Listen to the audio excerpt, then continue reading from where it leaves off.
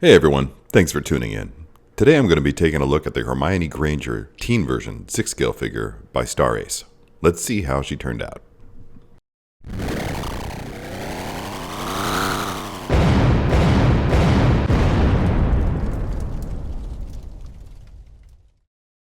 Alright, first up, let's take a look at the packaging. Nothing remarkable here, pretty much straightforward what we've seen from Star Ace in their Harry Potter line before. Interesting designs along the box borders with some photography to complement. The photography itself is honest, but we'll get to that in a moment. As usual, we get the back with the nice display of the credits there, and I have to say I really like the color, if that's not too inane. Once you get the box open, you can see that, for the most part, the accessories are fairly utilitarian. There's a couple of gems here. Crookshanks, the cat. You also get a wand with a wand-holding hand, and a time turner, which is kind of crucial for this stage of Hermione's character. I'm really pleased with the way the costume turned out. I've come to expect that. The previous versions of different characters have exhibited that sort of quality, and I'm not at all surprised to find that they continued forward with this. First impressions of the head sculpt, well, it's everything you've been led to believe that it is. For the most part, it's not horrible.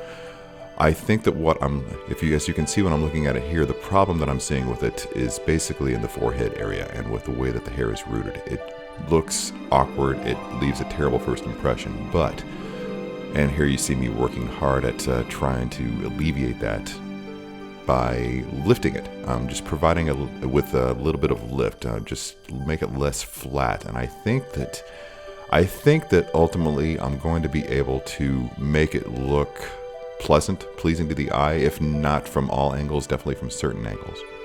The downside I've always had with working with rooted hair is that the more I futz with it, it seems the more wiry and uncontrolled it becomes.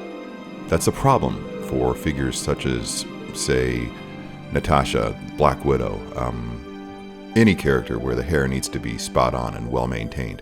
But as any Harry Potter fan will tell you, Hermione Granger's hair historically is not meant to be the neatest of things. It's meant to be wild, somewhat untamed, a complete contrast to the character herself. But we'll get to that in a bit.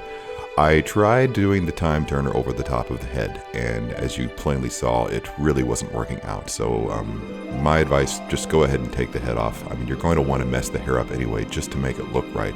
So it's not like you need to worry about ruining the hair in order to take the head off. In fact, I think you'll probably wind up ruining it even more if you try to pull the time turner over that mess and try to pull the hair through the chain itself. It just won't turn out well for you. The hair is going to arrive completely stuck together, as if it's had too much gel put into it. So you're going to probably want to take some time just strategically pulling it apart in certain places, just to allow it to flow more freely.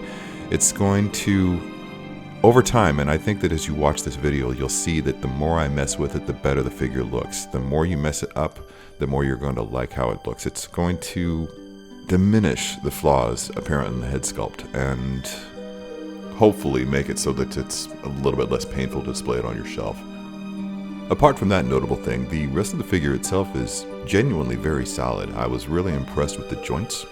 They're quite stiff and not in an unpleasing way, just stiff enough that it will hold pretty much any pose that you decide to put it in.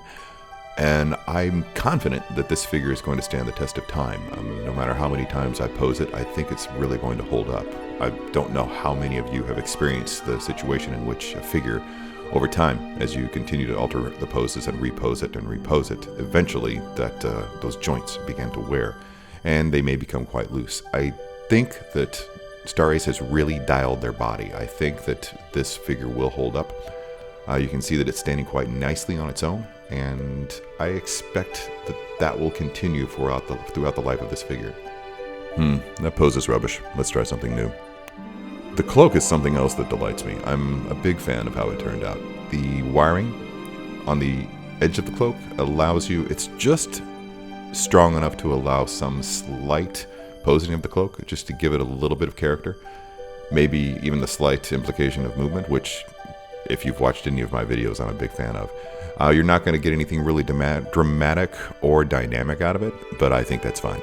Having said that, if you want to give it a try, then by all means go for it. You might turn out something amazing. If so, let me know, I'd love to see it. I'm a big fan of Hermione.